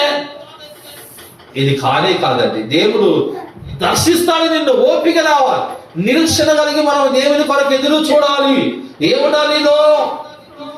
నిరీక్షణ. దేవుడు అక్కడ ఆ ఇశ్రాయేలు పట్ల ఇదిగో అబ్రహామును ఆశీర్వదించాడు. ఇదిగో యాకోబుని ఇలా ప్రత్యక్షమయ్యాడు దేవుడు. దానియేలు ప్రార్థించినప్పుడు ఇలా జరిగింది. యెహోషువ ప్రార్థించినప్పుడు సూర్యచంద్ర నక్షత్రాలు ఆగిపోయి, ఏలియా ప్రార్థించినప్పుడు ఆకాశం నుండి అగ్ని కూర్చింది. ఏలియా ఇలాగా ప్రతి విషయంలో ఒక ఆధారాలు మనకు ఉండేలేవా? చెప్పండి, దేవుని స్తోత్రం చెబుతారా? మీరు ఆధార్ కార్డు తీసుకున్నారా లేదా? ఉందా? ఉంది. మీరు బ్యాంక్కి వెళ్ళారు, లేకపోతే ఏదైనా దేనికైనా మీరు ఆధారం ఇవ్వాలి. ఏమిస్తారు మీరు? చెప్పండి అమ్మా. ఆధార్ ఎలాగిస్తారు? ఆధార్ ఒరిజినల్ ఇచ్చేస్తారా? మరి ఏం చేస్తారు? జిరాక్స్ తీయాలంటే నీ కాడ ఒరిజినల్ ఉండాలా వద్దా? అది లేకుండా జిరాక్స్ వస్తుందా? చెప్పండి, వస్తుందా? నువ్వేమంటా ఆధార్ కార్డు ఉందా అని బ్యాంకు వాళ్ళు అడిగినప్పుడు ఏమంటా ఉందండి అంటే ఏమంట ఉందండి అంట. సరే ఈ జిరాక్స్ తీసుకురమ్మంటాడు అంటాడా? ఇప్పుడు ఆధార్ మీద జిరాక్స్ యాడ్ నుంచి తీసుకొస్తా చేస్తావా? ఏమండి అసలు వాగ్దానం చేయకుండా దేవుడు నీ జీవితంలో కార్యం జరగాలంటే జరిగే పని కాదే. అక్కడ దేవుడు మాట ఇచ్చాడు కనుక అది ఎట్లాగంటే అది దేవుడు మాట నమ్మదగినది కాదు కనుక దాని మీద నువ్వు ఆధారపడినప్పుడు ఆ కార్యం అనేది నీ జీవితంలోకి వచ్చేస్తుంది. దేవుడికి స్తోత్రం. చెప్పండి హల్లెలూయా. ఆ కన్నీరు విడిచిటం అందండి పోరాడట మగ స్త్రీ గారు ఇంకో చాటు ఉందండి. నేను చెబుతున్న మాట ఏంటంటే మనం దేవునిలో పోరాడాలి. లోకంలో పోరాటాలు ఉన్నాయి, చాలా పోరాటాలు ఉన్నాయి. ఆ పోరాటాలను పోరాడినంత కాలం నువ్వు జయించలేవు. ఎందుకంటే మనకు పక్షం ఉన్నారంటే దేవుడు లోకాన్ని జయించిన క్రీస్తు మనకు అంటే నువ్వు జయించాలంటే ఎవరు ఉండాలి నీకు తోడుగా? చెప్పండి, దేవుడు మనకు తోడుగా ఉండాలి. దేవుడికి స్తోత్రం. చెప్పండి హల్లెలూయా. చూడండి మరొక వాక్యం చూపిస్తాను. చూడండి మరొక వాక్యం చూడండి. ఇక్కడ ఆదికాండము 21వ అధ్యాయము 16వ వచనం. ఆదికాండం 21వ అధ్యాయం 16వ వచనం చూడండి త్వరగా. ఈ పిల్లవాడి చావు నేను చూడలేనని అనుకొని ఇంటివేత దూరము వెళ్ళి అతనికి ఎదురుగా కూర్చుండెను. ఆమె ఎదురుగా కూర్చుండి ఎలుగెత్తి ఏడ్చెను. దేవునికి స్తోత్రం. చెప్పండి ఎవరేమా? ఆగరు తన పిల్లవాడిని ఆ సమయంలో దూరంగా వేసేసి ఆమె ఏడుస్తూ ఉందంటండి. అయితే దేవుడు అబ్రాహాముతో మాట ఇచ్చాడు, నేను నీ సంతానాన్ని ఆఖరి సంతానాన్ని కూడా నేను ఆశీర్వదిస్తాను. ఆమెకు పుట్టబోయే కుమారుడు ఇస్మాయిల్ అని పేరు పెట్టండి. ఆయన వంశంలో నుంచి అనేక మంది రాజులు వస్తారు. నేను అలాగనే ఇస్సాకును కూడా నేను ఆశీర్వదిస్తాను. దేవుడు వాగ్దానం చేశాడుగా. ఈ వాగ్దానాన్ని బట్టి ఆమె అడవుల్లో ఉన్నా, ఎడారిలో ఉన్నా, నీళ్ళు లేక చచ్చిపోయే పరిస్థితుల్లో ఉన్నా అక్కడికి ఎవరు వచ్చి సహాయం చేశారు? చెప్పండి, ఎవరు వచ్చారండి? దేవుడు వచ్చారండి. ఆగరు ఆ సమయంలో ఇక్కడ చనిపోతాడు. ఇంకా నా వల్ల కాదు, ఇక్కడ నీళ్లు లేవు, నా కాడ కూడా నీళ్ళు లేవు, ఇంక ఈ చావు నేను చూడలేనని దూరంగా. ఎన్నో తరాలు నీకు ఇటువంటి పరిస్థితులు ఎదురై ఉంటాయి తెలుసా? నీవు ఎన్నో తరాలు ఇటువంటి పరిస్థితులు ఉండుంటావు. ఎన్నో ఇబ్బందులు వచ్చినప్పుడు ఇటువంటి పరిస్థితులు, ఇటువంటి మాటలు నీ హృదయంలోకి వచ్చుంటాయి. అయితే నీవు ఇటు వైపు చూడొద్దు.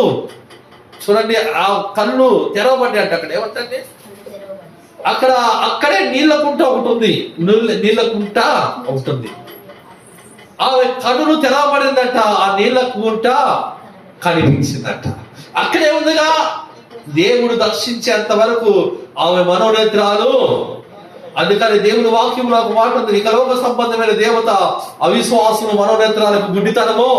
ఈ కళ్ళు ఎన్ని కార్యాలు చూసినా, ఈ కళ్ళు ఎన్ని సాక్ష్యాలు చూసినా, ఈ కళ్ళు ఎన్ని అద్భుతాలు చూసినా ఈ కళ్ళు గుడ్డి అయిపోయారండి. ఏమైపోయారండి? కారణం ఏంటంట? అవిశ్వాసము వలన. ఆమెలో ప్రభు దర్శించాడు, మాట్లాడాడు. ఆమె అక్కడ నీళ్లు కుంట ఒకటి కనపడింది. చక్కగా నీళ్లు తాగి మరో ప్రయాణము చేశారంట. దేవునికి స్తోత్రం. చెప్పండి గట్టిగా హల్లెలూయా. నిన్ను ఆశీర్వదించాలంటే దేవుడు నువ్వు ఎక్కడ ఉన్నా సరే నిన్ను దర్శిస్తాడంట ప్రభు. నువ్వు ఎక్కడ ఉన్నా, ఆమె ఎడారిలో ఉన్నా దేవుడు తనను దర్శించాడు. నువ్వు ఏ స్థితిలో ఉన్న ప్రభు నిన్ను దర్శించి నీకు సహాయము. చెప్పండి, ఏం చేస్తాడంట? ప్రభు నిన్ను దర్శించి నీకు సహాయం చేస్తాడు. నువ్వు మాత్రం విశ్వాసాన్ని కోల్పోవద్దు, అవిశ్వాసాన్ని తెచ్చుకోవద్దు. నీ కష్టాలు కలకాలము ఉంటాయా? చెప్పండి, ఉంటాయా? పరిశుద్ధి గ్రంథమైన బైబిల్లో ఎన్నో బాధలు. ఒక ఆయన 38 సంవత్సరాలు రోగంతో బాధపడ్డా లేదా? ఒక 12 సంవత్సరాలు బాధపడిందా లేదా? ఒక 18 సంవత్సరాలు ఒగ్గిపోయి నడిచిందా లేదా? చెప్పండి, ఎంత అబ్రాహాముకి 25 సంవత్సరాల పిల్లలు ఉన్నారా? ఒక సమయం ఉంది. నువ్వు తొందరపడద్దు. నీ కన్నీటికి ఒక రోజున జవాబు వస్తుంది. నిన్ను నీ కుటుంబాన్ని చూసి ఎంతమంది అయితే హేళన చేసి నవ్వారో, వాళ్ళు నోరును ముయ్యబడి వాళ్ళ తల దించుకునే రోజు ఒక రోజు దేవుడు తీసుకురాబోతున్నాడు అండి. దేవుడికి స్తోత్రం. ఈ రోజున దేవుడు నీతో అదే మాట్లాడబోతున్నాడు. నిన్ను తల ఎత్తే విధంగా దేవుడు చేయబోతున్నాడు, తల దించుకునే విధంగా చేయట్లేదంటే. నీకే సమస్య ఉంది, దాన్ని దేవుని వద్దకు తీసుకురా. నువ్వు ఏ బాధలు ఉన్నాయి అది దేవునికి చెప్పు. నీవు కలిగిన నిందలు, అవమానాలు, ఇబ్బందులు, కలుగుతున్న పరిస్థితులు, బాధలు, పరిస్థితులు, వీటన్నిటిని దేవుని ఎద్దకు తీసుకొచ్చి ప్రభువా వీటినన్నిటిని తొలగించేది నీవే అని చెప్పి నువ్వు దేని గురించి చూడొద్దండి. నీ భారం యెహోవా మీద చెప్పండి. ఏం మీద, ఎవరి మీద నీ భారం? ప్రభువా నేను ఒక పట్టి రాసి ఎక్కడి నుంచి దాకా ఎవరు వచ్చా ఎంతమందికి అంత డబ్బులు అప్పురా అది చూస్తే నిద్ర కూడా పట్టేది కాదు. ఇన్ని డబ్బులా ఎలా ఇచ్చారు నాకు? అప్పుడు ఇచ్చారు, దేవుడు నమ్ముకున్నాక మంచి వ్యాపారాలు చేస్తాం అప్పుడు ఇచ్చేసారు. ఇంత పట్టి చూసినప్పుడు నా పై బామ్మ 8 లక్షల రూపాయలు ఈ సేవ కష్టమైపోయింది, బట్టలు తినడానికి తిండి లేదు, పిల్లలు ఉన్నారు, పరిస్థితి ఇలాగ మన బతకలేమే అనిపించింది. అవన్నీ పట్టుకున్నామని పట్టుకొని చేసిన తెలుసా, వాటి మీద చేయి పెట్టావు. నేను పెట్టావని పెట్టి ప్రార్థించే ప్రభువా యేసు నామములో అప్పు తీర్చబడిన కాక అని ఏమన్నామని, నువ్వు ఈ అప్పును తీర్చినందుకు నీకు వందనాలు, స్తోత్రాలు ప్రభువా. తీర్చినందుకు అంటే తీర్చాడు అని నమ్మకం నాకు వచ్చింది. అవి ఎలా తీరిపోయినా కూడా నాకు అర్థం కాదు. ప్రభు వాటిని అలా తీర్చి ఈ రోజు నా దేవుడు నాకు సహాయం చేశాడు. దేవుడు స్తోత్రం చెప్పండి. గట్టి చెప్పండి హల్లెలూయా. నేను వాటి వైపు చూస్తే కుంగిపోతా, కానీ నేను ఎప్పుడు కూడా వాటి నుంచి బయటికి మాత్రం రాలేని పరిస్థితి అయిపోయింది. నేను వాటి వైపు చూడలా. విశ్వాసమును కర్తయ్య దాన్ని కొనసాగించే యేసయ్య వైపే. చెప్పండి యేసు రక్తమే. చెప్పండి గట్టిగా హల్లెలూయా. చెప్పండి హల్లెలూయా. నజరేయుడా నా యేసయ్యా ఎన్ని యుగాలకైనా ఆరాధ్య నీవే నీవే జనమితి నీ కీర్తిని చాటేనా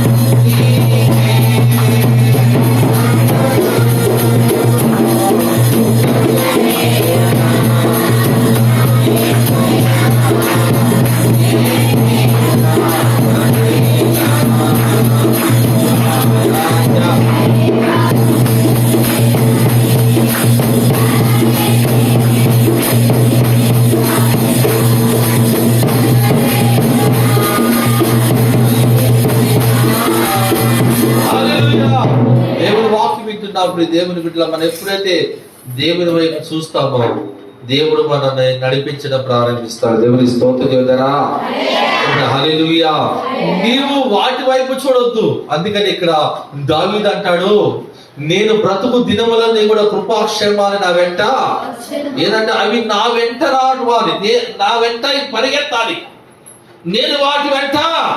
ఈ రోజున అవి మన వెంట పరిగెత్తట్లా, మన వారి వెంట పరిగెత్తుతున్నాం కనుక అవి మనకి దొరకట్లేదు అంటే దేవుడికి స్తోత్రం చెప్పండి. చెప్పండి హల్లెలూయా. మనం దాని వెంట పరిగెత్తకూడదండి, అవే మన వెంట.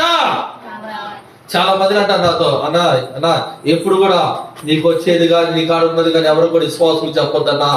వాళ్ళు కానుకలు సరిగ్గా ఎవరంటే మాస్టర్ గారికి మీరు కూడా అనుకుంటారనుకుంటారు, మాస్టర్ గారు చేసి ఉంది, మాస్టర్ గారు మంచి బైక్ మీద తిరుగుతున్నా అనుకుంటారేమో. చెప్పండి. నాకు ఆ డౌట్ వచ్చేసింది చాలా పరిస్థితులు. పర్వాలా, నేను అంటానంటే తెలుసా, ఇచ్చేవాళ్ళు ఎవరైనా ముందుకు వచ్చి దేవుడు వచ్చారు ఇప్పిస్తాడు. దేవుడు చేసిన కార్యాన్ని మాత్రం దాచిపెట్టుకుంటావా? దేవుడు నా మేలు చేశాడు, దేవుడు ఇచ్చాడు, నేను ఇచ్చానని చెప్పుకుంటే దేవుడికి మహిమ, దేవుడు ఇస్తాడు. ఇంకా మీరేరని నా కాడ లేదమ్మా, నేను చాలా ఇబ్బందులుగా ఉంది, మీరు అంత ఇస్తే కదా, మిమ్మల్ని నమ్ముకొని వచ్చి, నేను దేవుడిని నమ్ముకొని వచ్చాను. కొంతమందికి నచ్చదు ఈ మాట. ఏమంటారు తెలుసా, నేను దేవుడు మాట ఏంటంటే మా మాట వినమంటారు. ఎవరైనా ఇంత నీ మాట అంటే ఒకరోజు భోజనం పెట్టిస్తా, ఒకరోజు కానిపిస్తాం, అంతేనా? అంతే. నీ మాట అంటే ఒకరోజు భోజనం పెట్టిస్తా, ఒకరోజు కానిపిస్తావు, తర్వాత మళ్ళీ ఇంకొకరు ఎత్తుకుని ఇంకొకరు పొగడాలి పోయి, అమ్మా నువ్వు చాలా మంచిదానమ్మా, నువ్వు చాలా గొప్పదానమ్మా, మీరు ఎంత ఆనంది, వాళ్ళు కూడా భోజనం పెట్టి కాదు. ఇట్లా నా బ్రతకంతా ఇట్లా పొగట్టాలి సరిపోద్దా? ఎత్తుకోవడం సరిపోద్దా? అసలు ఇచ్చే ఆయన పొగిడితే పోతుందిగా. ఆయన మహాగణుడు, మహోన్నతుడు. ఆయన దేవునికి స్తోత్రం. చెప్పండి హల్లెలూయా. మహోన్నతుడా నీ కృపలో నేను నివసించునా, నా జీవిత ధన్యమై ఉన్నది.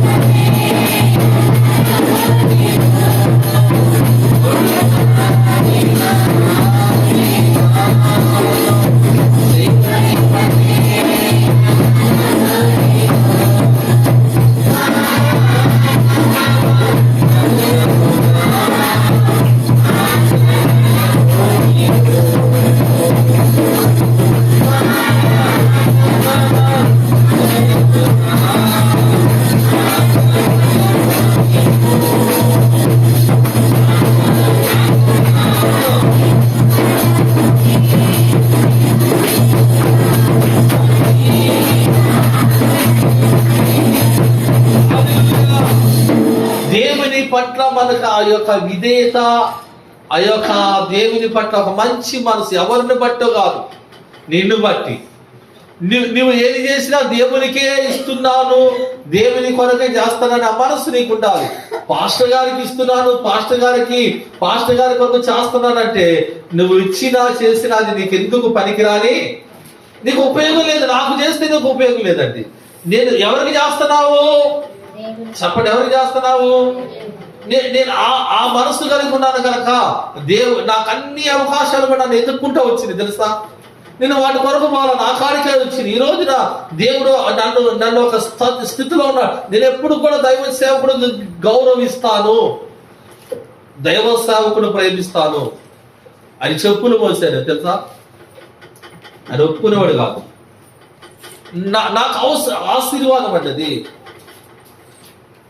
పనులు వదిలిపెట్టి, వ్యాపారం వదిలిపెట్టి ప్రార్థనకి అటెండ్ అయ్యావాడిని, వెళ్ళేవాడిని. ఏదో నేను ఎలాగ తిరిగాను. అది నాకు ఆనాడు నేను చేసిన పరిచయం. ఈ రోజు నేను దైవ సేవకులు పక్కన కుర్చీ కూర్చోవాలంటే ఈ రోజు కూడా ఆయన వచ్చి నా పక్కన కూర్చొని భోజనం చేస్తారు. ఎవరు? నేను వద్దండి, వీడియో ఒకటి దూరంగా ఉంటా. నిన్న ఈ 13 సంవత్సరాల్లో ఎప్పుడు కూడా ఇలాంటి ఉండని పరిస్థితి. ఒక్క మాట అంతమంది నన్న ఒక ఉన్నతమైన ఒక స్థానాన్ని నీకు ఇస్తున్నాను, నువ్వు రావాలంటే నేను అన్నా తెలుసా, సింపుల్ గా కొట్టేస్తా. దయతో నా మీద ఉన్న ఆ నమ్మకాన్ని బట్టి మీకు వందనాలన్నా. నేను మాత్రం నాకు అక్కర్లేదు, నాకు చాలా ప్రార్థనలు ఉంటాయి, నాకు కుదరదు అన్నప్పుడు వాళ్ళు అయ్యా అందరూ అడుగుతున్నారు నీకు అవకాశం వస్తే ఎందుకు వద్దన్నా, నాకు అక్కర్లేదన్నా. తర్వాత జీవరత్న గారు ఫోన్ చేసి నువ్వు ఉండాలి అన్నప్పుడు ఒక్క మాట నోరెత్తను, ఒక్క మాట నేను ఉండను అన్నా. నాకు వద్దు అన్నా. ఆయన గొప్ప స్థితిలో కూర్చోబెట్టాడు. ఆయన ఆశ అది. అయితే అది నాకు ఇష్టం లేదు. ఆయనకి అది నాకు ఇష్టం లేదు. ఆయన అన్న మాటకి నేను ఉండను అన్న మాట లేదండి. సరే పాస్టర్ మీరు ఎలా చెబితే అలాగే అన్న. అందుకని ఈ రోజున అందరికంటే మంచి సేవకుడు ఆయన, మంచి పరిస్థితి ఉంది. నేను నేర్చుకున్నటువంటి సేవకుడు కాడ దేవుడు ఆ సేవకుడి మీద అభిషేకం నా మీద ఉంది. ఈ రోజు అనేక ప్రాంతాలు కదిలించబడతాను. దేవునికి స్తోత్రం చెబుతారా? చెప్పండి హల్లెలూయా. ఈ రోజున పాస్టర్ గారికి సంపాదన చెప్పరు, ఫోన్ చేసిన లిఫ్ట్ చేయరు, పని చేసిన చెప్పరు. ఏం చేసినా నేను ఫోన్ చేశాను, మీరు ఫోన్ చేశారు, నేను లిఫ్ట్ చేయకపోతే ఏమైంది, మన అలసిపోయి బాగా నా ఫోన్లు తగ్గొస్తాను ప్రాంతానికి. నేను అన్నాను చెందుతో నా వల్ల కావట్లేదు, నాకు రెస్ట్ తీసుకుంటానంటే మళ్ళీ అంటేనే 12, 11, 1 గంటేంది. ఆ టైంలో నా కొరకు ప్రార్థన కొరకు ఫోన్ చేసింది అని ఆ టైంలో ఎవరికి భయపడ్డా తెలుసా? దేవుడికి భయపడ్డా. నాకు దేవుడు అవకాశం ఇస్తే ఎందుకు ప్రార్థన చేయాలా, వాళ్ళు ఎందుకు ఫోన్ చేశారు, ప్రార్థనకేగా, నేను వచ్చింది ఆ పనేగా అని చెప్పి భయంతో, దేవుడి భయంతో ఆ పని చేశాం కనుక ఈ రోజు నా దేవుని పని అలా జరుగుతుందండి. దేవుడికి స్తోత్రం చేస్తారా? చెప్పండి. చివరిగా ఈ మాట చెప్పి ప్రార్థన చేస్తుంది. చివరిగా చూడండి, ఇక్కడ దావీదుకు ఒక సమస్య వచ్చేసింది. దావీదుకు ఒక సమస్య వచ్చినప్పుడు తన గురించి తను అంటున్న మాట బాగా మీరు ఈ మాట మీ మనసులో పెట్టాలి. 1 సమూయేలు గ్రంథము 30వ అధ్యాయం 4వ వచనం చదివి. 30వ అధ్యాయం పైనుంచి కూడా ఉంది, మొదటి కాంచి మీరు 30వ అధ్యాయము లేదా 3వ వచనం చదవాలి. చూడండి, ఇంకా ఏడ్చుటకు శక్తి లేకపోవునంత బిగ్గరగా ఇచ్చాడట.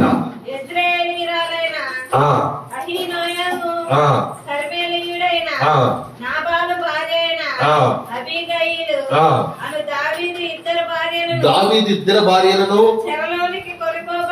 చెరలోకి కొనిపోబడగా చూసి దావీదు మిక్కిలి దుఃఖపడెను. మరియు తమ కుమారులను బట్టి కుమార్తెలను బట్టి జనులకందరికి ఏంటంటే వీళ్ళ వల్లనే ఇదంతా జరిగింది, వీళ్ళ వల్లనే యుద్ధం అంతా జరుగుతుంది, వీళ్ళ వల్లనే ఇలాగ జరుగుతుంది అని ఆ విషయాలని చూసి జనులంతా ఏం చేశారంట, వాళ్ళ ప్రాణం విసిగిపోయిందంట. దావీదుని చంపాలి అని ఏం చేశారండి వీళ్ళు? రాళ్ళు తీసుకొని ఏం చేయాలండి, ఎందుకు చంపాలనుకున్నారు దావీదుని అంటే ఇదంతా జరిగింది దావీదు వలన. ఈ రోజున పిల్లల కుటుంబాలు ఇలా అయిపోవడానికి ఎవరి వలన? దావీదేమో తన భార్యను పిల్లలను చెరపెట్టుకొని తీసుకెళ్లారని ఆయనేమో ఏడ్చడానికి కూడా ఏడటానికి కూడా శక్తి లేదు, అంతగా ఏడ్చేశాడంట ఆయన. అలాగే ఏడుస్తుంది. జనులంతా ఏం చేశారు? రాళ్ళు తీసుకొని ఎవరు చంపాలని? చెప్పండి మా దేవునికి స్తోత్రం చెప్పండి గట్టిగా హల్లెలూయా. మీరు చదువుకోండి తర్వాత. అటువంటి పరిస్థితుల్లో దేవుడు సహాయం చేశాడు, చేయలేదు దావీదుకి? ప్రజలందరూ ఏకమైపోయారు. ఎవరిని చంపాలని? చెప్పండి, ఎవరు చంపాలని? దావీదు వలన ఇది జరిగింది, దావీదుని చంపేయాలి. దావీదు బ్రతకడానికి లేదని రాళ్ళు తీసుకొని దావీదు మీదకి వెళ్ళారట. అయితే దావీదు అప్పటికేం చేస్తున్నాడంట? చెప్పండి అబ్బా. వీళ్ళు రాళ్ళు తీసుకుని కొట్టి చంపాలనుకునే ఆలోచన వీళ్ళకి రాకముందు ఆయన ఏం చేస్తున్నాడు? ఏడటానికి కూడా శక్తి లేదు, ఏడటానికి కూడా ఓపిక లేదు. ఆ రీతిగా దేవుని సన్నిధిలో కన్నీరు కార్చి ఏడుస్తున్నాడా లేదా? చెప్పండి, ఏడుస్తున్నాడా లేదా? ఎందుకంటే నేను చెబుతున్న మాట, దేవుడు నీవు ఏ పరిస్థితిలో ఉన్నా ఆ పరిస్థితుల నుండి నిన్ను తప్పించగలిగిన వాడు దేవుడు. దేవునికి స్తోత్రం చెప్పండి గట్టి హల్లెలూయా. లోకమంతా ఏకమైన ఏమండి, ఎంత నిలబడతారా? మీలో ఎవరు నిలబడతారా? లోకమంతా ఏకమైనా మీరు మరేకపోతే కొంతమంది కులానికి భయపడతారు. దేనికంటే కులానికి. దేనికంటే ఏసై కులం ఉందా? చెప్పండి, ఏసై కులం ఉందా? ఏం చెప్తారా?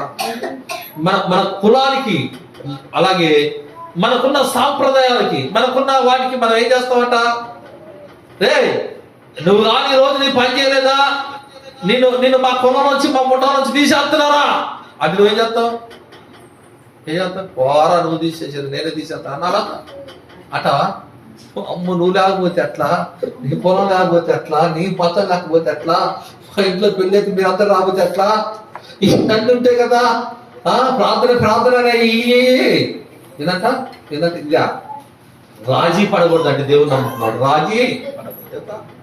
రాజీ పడకూడదు.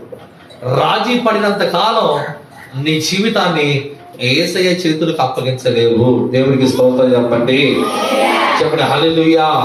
దేవునికి వ్యతిరేక సంబంధమైన ఏ పని కూడా నువ్వు చేయడానికి వీలు లేదో అది ఖచ్చితంగా సిస్టమ్. దేవుడు చెప్పిన నియమం.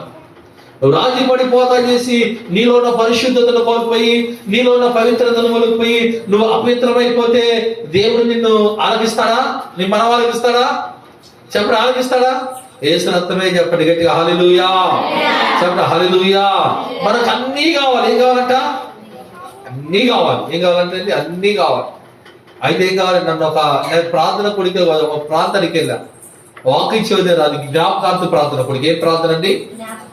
వాడు ఏం చేశాడు? తాగి తాగి తాగి తాగి సారా తాగి గొంతెండి చచ్చిపోయాడు. ఏం చెప్పాడు? చెప్పండి, ఏం చచ్చిపోయాడు? ఏం చెప్పలేదా? మా నోరు ఉండేలేవా? ఏమైండిపోయిందంట? ఎంత చచ్చిపోయాడు? తాగి తాగి గొంతెండి. వాడు చచ్చిపోయాడు. భారతీయులు ప్రార్థన కొడికే పెట్టారు. వాళ్ళ జీవిత కుటుంబంలో కార్యం జరిగి మనవుడు పిలిచారు, అన్న నువ్వు రావాలన్నా. సరే వెళ్ళి కూర్చున్నా. వెళ్ళి కూర్చున్న నాకంటే ముందు ప్రసంగం చేశాడు ఒక ఆయన. ఏం చేశాడు కదా? అస్సలు మన యొక్క యాకోబుని దేవుడు వెంట పెట్టుకొని తీసుకెళ్ళిపోయాడు అన్నాడు. ఎక్కడ తీసుకున్నాడట? అమ్మా నువ్వు యాకోబు ఎక్కడ ఉన్నాడు? దేవుని పక్కన ఉన్నాడు. వాడు చచ్చిపోయింది ఎలాగా? దేవుడు పట్టుకొని పోయాడా? చెప్పండి అమ్మా. ఇంక అందరు తాగుతారుగా? చెప్పండి, ఇంక అందరు చెప్పలేనా? మన అవుతారు, అందరు తాగుతారు. తాగరా? అరే చచ్చిపోయిన యాకోబు దేవుడు కాడు అంటే మనం కూడా ఉంటామంట. ఇప్పుడు నేనేం చెప్పాలి? యాకోబు దేవుడితో తిరుగుతున్నాడు చెప్పాలి పోయి. ఇక అలా చెబితేనే కదా నువ్వు కానుక ఇచ్చేది నాకు బో పెట్టేది. లేకపోతే కానుక ఇవో అన్నం కూడా పెట్టావు, అంతేనా? ఇక నేను లేచి ఇంకా పరలోకం గురించి నరకం గురించి చెబుతూ, ఇప్పుడు యాకోబు ఎక్కడున్నాడంట? నరకంలో ఎక్కడున్నాడంట? చెప్పడు ఎక్కడున్నాడంట? వాడు తాగి చచ్చిపోతే పరలోకి ఎట్లా పోతాడు? బైబిలే లేదు అని నీ చెప్పడం ప్రారంభించాను.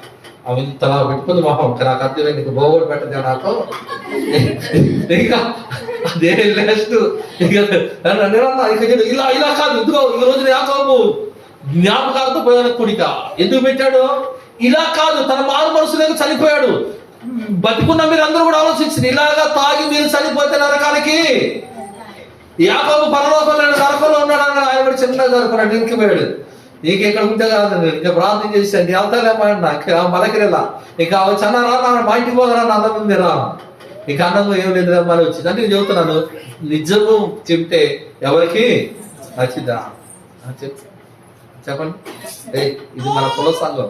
నువ్వు బాగుపడపోయినా ఆడ ఉంటావు, నువ్వు దెయ్యాలు పెట్టి సచిన ఆడ ఉంటావు. ఏదండి? కులం కట్టు. ఏ కట్టండి? విసర్జించాలి. మనకు మేలు కావాలి, దేవుడు మనకు మేలు జరగాలి. ఆ మేలు ఎక్కడ దొరుకుతుందో దేవుని కొరకు అక్కడ ప్రయాసపడాలి. ఇది మనది, ఇది మనది, మనది, మనది. మీ తాతల ముత్తాతలు అందరూ కూడా అలాగే సచ్చి నరకానికి వెళ్ళారు. నువ్వు నరకానికి వెళ్ళకూడతానే కదా ఈ గ్రామానికి దేవుని సేవకుడిని తీసుకొచ్చింది దేవుడు. అది అజ్ఞాన కాలం కనుక దేవుడు సూచించుకున్నట్లుగా చెప్పండి, సూచించున్నట్లుగా. ఇప్పుడైతే అంతటా మారు మనసు చెప్పండి, గట్టి చెప్పండి హల్లెలూయా. ఆ చర్చిలో ఏసీ ఉంది.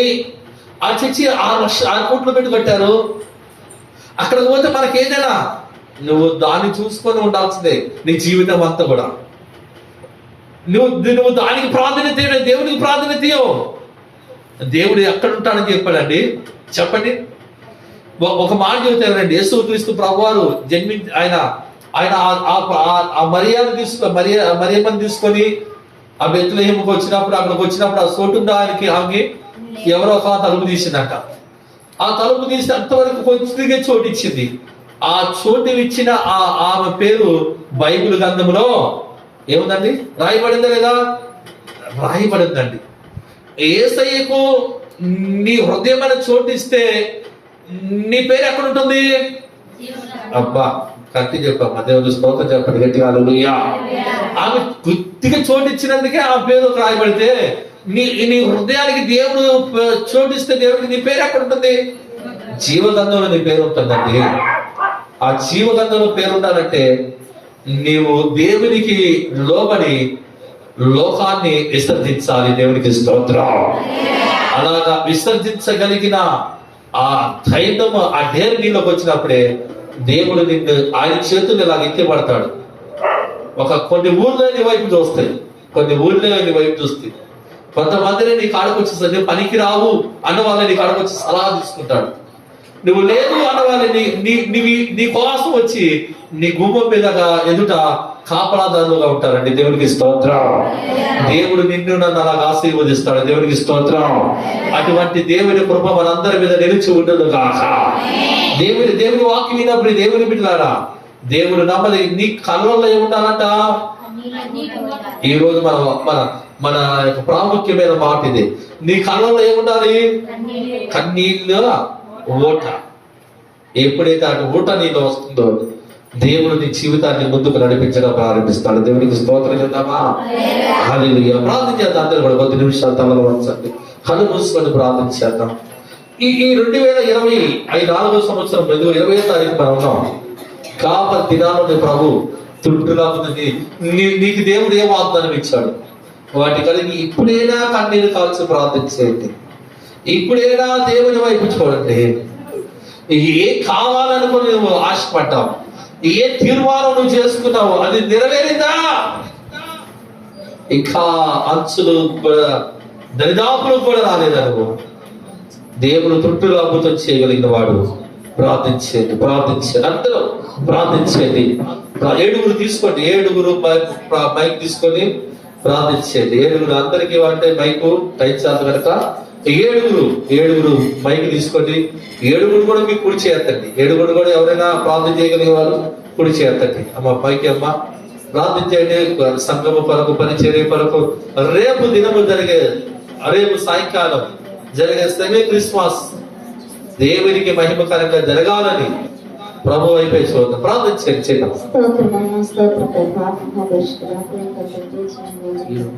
ఈ ఘనమైన నామం బట్టి వందనాలు, స్తోత్రాలు ప్రభు. ఎక్కడైతే ఇద్దరు ముగ్గురు కూడి నామలో ప్రార్థిస్తారో వారి మధ్య నేను ఉంటానని వాగ్దానం చేస్తాయా. నీకు వందనాలు, స్తోత్రాలు.